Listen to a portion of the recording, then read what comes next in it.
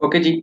तो सबसे पहले जो हमारे टॉपिक का नाम है उसका नाम है अकॉन्ड्रोप्लेजिया। कि अकॉन्ड्रोप्लेजिया का मतलब क्या होता है।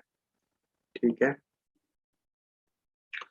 देखें, एक बात आपको पता होनी चाहिए कि मेडिकल के अंदर जहां पर भी लफ्ज के आगे आ जाए ना तो उसका मतलब होता है एब्सेंट।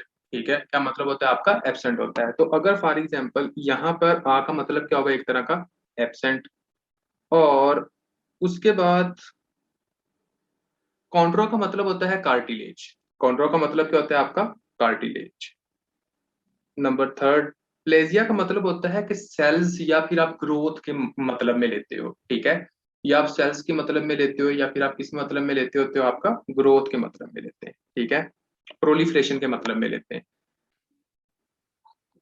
तो अच्छा जी, अगर फॉर एग्जांपल हम इसी को देखते हैं तो इसका जो रिजल्ट निकलता है वो क्या निकला?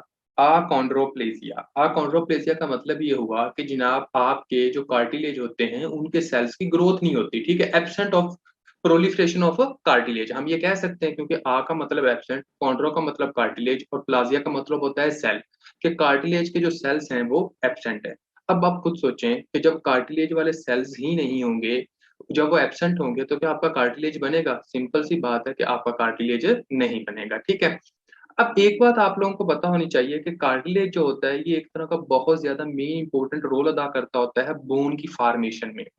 आपने इवन के इंटरमीडिएट लेवल में भी पढ़ा होगा कि आप कुछ कार्टिलेज होते हैं, वो कार्टिलेज जो होते हैं वो बोन में चेंज हो जाते हैं। ठीक है, अब आप खुद सोचें कि अगर फॉर एग्जांपल कोई ऐसा पेशेंट होगा जिसको अकॉन्ड्रोप्लेजिया होगा, मतलब कि उसके जो कार्टिलेज होंगे वो बने नहीं होंगे, तो क्या जो कार्टिलेज से बोन बन रही होंगी क्या वो बोन बनेगी? पहले आप मुझे ये बताएं। अगर फॉर एग्जांपल आपके कार्टिलेज से कुछ बोन्स बन रही होंगी तो क्या फिर वो बोन की फॉर्मेशन होगी? अगर इसी के ऊपर आप थोड़ा सा फोकस करते हो तो बोन की फॉर्मेशन नहीं होगी। ठीक है, तो अभी हम इसको थोड़ी सी डिटेल में जाते हैं कि आखिर ये होता क्यों है। आखिर ये होता क्यों है, देखें।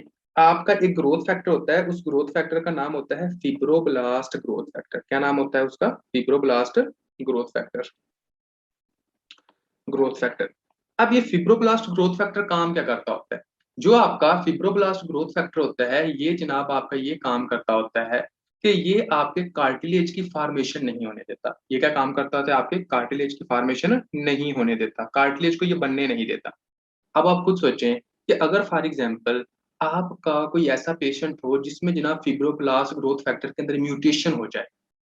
कैंसर के अंदर क्या होता है कि आपके सेल्स की प्रोडक्शन एक्स्ट्रा होना शुरू हो जाती है, बहुत ज्यादा होना शुरू हो जाती है, ऐसे ही है।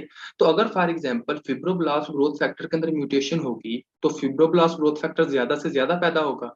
और अगर आपका फिब्रोब्लास्ट ग्रोथ फैक्टर ज्यादा से ज्यादा पैदा होता है तो फिब्रोब्लास्ट ग्रोथ फैक्टर तो वो होता था जो कार्टिलेज को पैदा नहीं होने देता था। तो अब मुझे आप लोगों ने बताना है कि फिर आपका क्या कार्टिलेज पैदा होगा? आपका कार्टिलेज पैदा नहीं होगा। और जब आपका कार्टिलेज यानी कि कार्टिलेज के सेल्स पैदा ही नहीं होते तो उस कंडीशन को हम क्या कहते हैं? अकॉन्ड्रोप्लेजिया। यानी कि मुकम्मल तौर पर जो आपके कार्टिलेज के जो सेल्स हैं वो एक तरह के एब्सेंट हो गए। ठीक है, अब देखें, मतलब कि आपने ये कहना है कि ये होता क्यों है। इसकी रीजन आपने ये कहना है due to activation of fibroblast growth factor.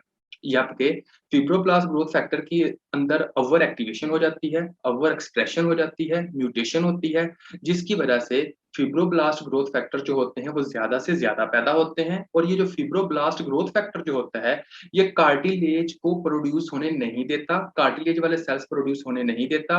और जब आपके कार्टिलेज के सेल्स पैदा ही नहीं होते तो इस कंडीशन को हम क्या कहते होते हैं? आपका अकॉन्ड्रोप्लेजिया। क्या कहते होते हैं? आपका अकॉन्ड्रोप्लेजिया।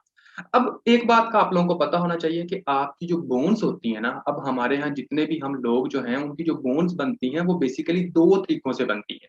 वो दो तरीके कौन से होते हैं? एक तरीका होता है मेम्ब्रेनस तरीका, इंटर मेम्ब्रेनस तरीका। ठीक हो गया। एक तरीका कौन सा होता है? इंटर मेम्ब्रेनस तरीका। अब हम पहले डिस्कस करते हैं इंटर मेम्ब्रेनस तरीका क्या होता है, और हम दूसरे तरीके की तरफ आएंगे और फिर हम देखेंगे ये चीजें क्या होती हैं, फीचर्स क्या होते हैं। लेकिन आस्ता आस्ता इंशाल्लाह आपको ये पूरा का पूरा टॉपिक मैं कवर करवा दूंगा। ठीक है, तो देखें, आपने ये कहना है कि आपकी जो बोन्स होती हैं वो क्या करती होती हैं? दो तरह से बनती हैं। एक जो मैकेनिज्म होता है उसको कहते हैं इंटर मेम्ब्रेनस बोन फॉर्मेशन। एक ये तरीका होता है। अच्छा जी, अब हमने आना है कि इंटरमेम्ब्रेनस बोन फॉर्मेशन के अंदर क्या होता है। इसका बेसिकली ये मतलब होता है कि आपका जो इंटरमेम्ब्रेनस बोन फॉर्मेशन का मतलब ये होता है कि आपकी जो बोन बन रही है ना, वो किसी ना किसी कनेक्टिव टिश्यू से बनेगी, किसी ना किसी कनेक्टिव टिश्यू से बनेगी। अब आप लोगों को पता होना चाहिए कि कनेक्टिव टिश्यू कौन से होते हैं भाईजान। कनेक्टिव टिश्यू के अंदर आपके कार्टिलेज भी आते हैं, कनेक्टिव टिश्यू के अंदर आपके मसल्स भी आते हैं, कनेक्टिव टिश्यू के अंदर आपका पांचवा ब्लड भी उन्होंने डाल दिया है, ठीक हो गया। तो मसल्स हो गए, नर्व हो गए, ये सारे क्या होते हैं, एक तरह के कनेक्टिव टिश्यू है। तो अगर फॉर एग्जांपल वो बोन्स जो कि कनेक्टिव टिश्यू से फॉर्मेशन हो जिनकी, उसको हम कहते हैं इंटरमेम्ब्रेनस बोन फॉर्मेशन। उसको हम क्या कहते होते हैं, आपका इंटरमेम्ब्रेनस बोन फॉर्मेशन। और ये किससे होती है, आपके कनेक्टिव टिश्यू से होती है, ठीक है। उसके बाद ये इंटरमेम्ब्रेनस वाली कौन सी बोन्स होती हैं, इसके अंदर आती हैं आपकी फ्लैट बोन्स। फ्लैट बोन्स कौन सी होती हैं, फॉर एग्जांपल ये आपकी रिब्स जो हो गई, ये फ्लैट बोन्स होती हैं। फॉर एग्जांपल ये आपका स्कैपुला जो हो गया, ये आपकी फ्लैट बोन्स होती हैं, ठीक हो गया। तो आपने ये कहना है कि आपकी रिब्स, आपके स्कैपुला, ये वाले जो हिस्से होते हैं, इन बोन्स को हम क्या कहते होते हैं, एक तरह का फ्लैट बोन्स कहते हैं, ठीक है। मतलब कि आप कह सकते हो रिब्स हो गया, उसके बाद आप स्टर्नम का नाम ले सकते हो, ठीक हो गया। और उसके बाद कौन सा था आपका स्कैपुला, ये एक हो गई। एक होती है फॉर्मेशन, नंबर वन ये थी। नंबर टू जो फॉर्मेशन थी उसको हम कहते होते हैं जनाब आपका एक तरह का एंडोकॉन्ड्रल बोन फॉर्मेशन, एंडोकॉन्ड्रल बोन फॉर्मेशन। तो अब हम आते हैं जनाब, ये एंडोकॉन्ड्रल बोन फॉर्मेशन होता है। तो ये बात आपको पता होनी चाहिए कि जहां पर भी लफ्ज कॉन्ड्रल आएगा ना, जहां पर भी लफ्ज कॉन्ड्रल आएगा उसका मतलब होता है कार्टिलेज। तो ये वाली जो बोन्स होंगी वो कौन सी होंगी, सिर्फ और सिर्फ आपके कार्टिलेज से बनती होंगी। सिर्फ और सिर्फ किससे बनती होंगी, आपके कार्टिलेज से बनती होंगी। और वो बोन्स कौन सी होती हैं जो सिर्फ और सिर्फ आपके कार्टिलेज से बनती हैं, वो होती है लॉन्ग बोन्स। लॉन्ग बोन्स कौन सी, फॉर एग्जाम्पल फीमर हो गई, ठीक हो गया। फॉर एग्जाम्पल टीबिया हो गई, फॉर एग्जाम्पल फिबुला हो गई। तो ये कौन सी होती है, आपकी लॉन्ग बोन्स होती हैं। ह्यूमरस हो गई, रेडियस हो गई, अल्ना हो गई। तो ये तो सिंपल सी एनाटॉमी की बातें हैं ना। तो ये कौन सी बोन्स होती हैं, आपकी एक तरह की लॉन्ग बोन्स होती हैं। अब मेरी बात को गौर करना है आप लोगों ने कि ये कहाँ से बनती है, आपके कार्टिलेज से बनती हैं। अच्छा, आकॉन्ड्रोप्लेजिया के अंदर इशू किसका था, शाबाश। आकॉन्ड्रोप्लेजिया के अंदर इशू किसका था, मुझे ये बताएं। अकॉन्ड्रोप्लेजिया के अंदर किसका इशू था, बताएं बताएं बताएं। मतलब कि मेन इशू किसका था, यही था ना कि फिब्रोब्लास्ट ग्रोथ फैक्टर की ओवर एक्टिवेशन होती थी।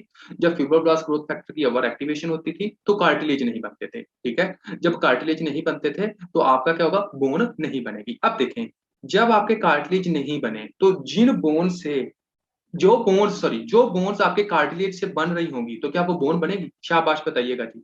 ऐसी बोन्स जो आपके कार्टिलेज से बनती होंगी वो बनेगी, वो नहीं बनेगी। और वो ऐसी कौन सी बोन है जो कि आपके कार्टिलेज से बनती है, वो ऐसी कौन सी बोन्स होती हैं जो कि आपके कार्टिलेज से बनती हैं, वो होती हैं आपकी लॉन्ग बोन्स। तो जब आपकी लॉन्ग बोन्स नहीं बनेगी, फॉर एग्जाम्पल किसी बंदे की फीमर नहीं बनी, किसी बंदे की टीबी और फबुला सही तरह नहीं बनी, तो आप खुद देखें कि उसकी हाइट में कुछ इश्यू होगा कि नहीं होगा। उसकी हाइट जो होगी वो एक तरह की छोटी होगी या ज्यादा होगी। तो हम उसको कहते हैं कि वो जो पेशेंट होगा वो किसका होगा, एक तरह का द्वार्फिज्म का होगा। किसका पेशेंट होगा, आपका एक तरह का द्वार्फिज्म का होगा। द्वार्फिज्म का मतलब होता है कि उसकी जो हाइट है वो क्या एक तरह की छोटी है, उसकी जो हाइट होती है वो क्या एक तरह की छोटी होती है, ठीक है। तो ये बात आपको पता होना चाहिए। उसके बाद हम आगे आते हैं। अच्छा जी, उसकी किसी ना किसी तरह की कोई रिब्स के अंदर किसी तरह का कोई इश्यू होता है, जो उसकी रिब्स होती है उसमें किसी तरह का कोई इश्यू होता है, या उसके स्कैपुला जो होता है उसमें किसी तरह का कोई इश्यू होता है। ना उसके रिब्स के अंदर कोई इश्यू होता है, ना ही उसके स्कैपुला के अंदर इश्यू होता है। मतलब कि जो उसकी फ्लैट बोन्स होती हैं वो ठीक होती हैं, ठीक है। तो हम ये कह सकते हैं कि आप लोगों का मतलब कि आकॉन्ड्रोप्लेजिया है क्या। तो आप लोगों ने कहना है आकॉन्ड्रोप्लेजिया वो कंडीशन होती है जिसमें जनाब आपके कार्टिलेज के सेल्स एब्सेंट होते हैं। जब आपके कार्टिलेज के सेल्स ही एब्सेंट होंगे तो आपका जो कार्टिलेज होता है वो नहीं बनता, ठीक हो गया। ये क्यों नहीं बनता, आपने कहना है ये बेसिकली एक जेनेटिक डिजीज होती है। उसके अंदर होता क्या है कि फिब्रोब्लास्ट ग्रोथ फैक्टर जो होता है उसके अंदर म्यूटेशन हो जाती है। जब आपके फिब्रोब्लास्ट ग्रोथ फैक्टर के अंदर म्यूटेशन होगी तो फिब्रोब्लास्ट ग्रोथ फैक्टर का काम ये होता है कि ये जनाब आपके एक तरह के बोन की कार्टिलेज की फॉर्मेशन को होने नहीं देना। तो अगर फॉर एग्जांपल हम देखते हैं कि आपकी कुछ आपकी बॉडी के अंदर ऐसी बोन्स होती हैं जो कि कार्टिलेज से बनती हैं, और जब हम बोन का स्ट्रक्चर देखते हैं तो ऐसी बोन्स जो कि जनाब आपकी कार्टिलेज से बने उन बोन्स को कहते हैं एंडोकॉन्ड्रल बोन फॉर्मेशन। और ऐसी बोन्स जो कि कनेक्टिव टिश्यू से बनती हैं उसको हम कहते होते हैं जनाब आपका कौन सा, इंटरमेम्ब्रेनस बोन फॉर्मेशन। और इंटरमेम्ब्रेनस बोन फॉर्मेशन में क्या होता है कि ये जनाब जनाब आपकी फ्लैट बोन्स बनाती हैं। तो अब देखें कार्टिलेज का मसला इंटरमेम्ब्रेनस के साथ नहीं है, तो फ्लैट बोन्स बिल्कुल ठीक होंगी, ठीक है।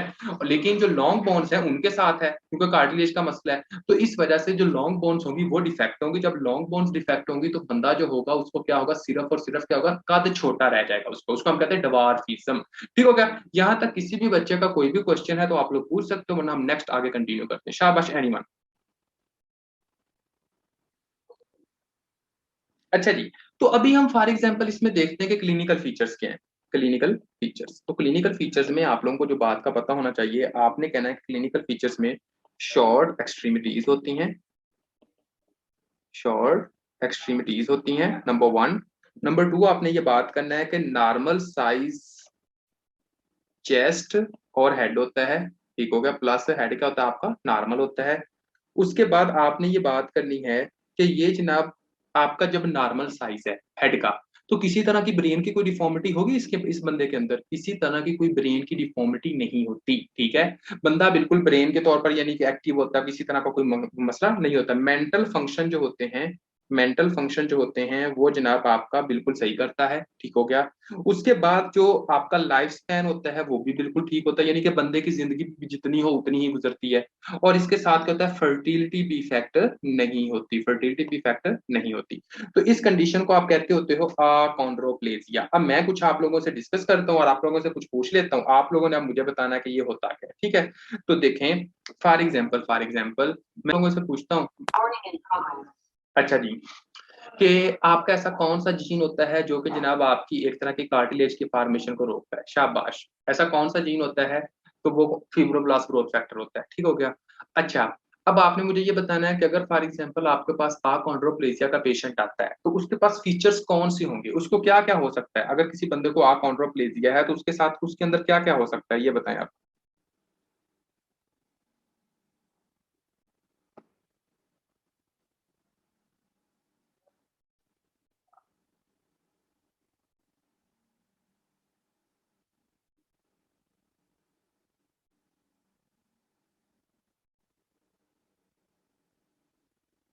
ठीक हो गया। तो आपने कहना है कि सिंपल सी बात क्या होती है, क्योंकि शॉर्ट जो होते हैं वो हाइट होती है, नॉर्मल चेस्ट होती है, फर्टिलिटी नॉर्मल होती है, उसके बाद हर चीज जो होती है वो आपकी एक तरह की नॉर्मल होती है, ठीक है। तो अब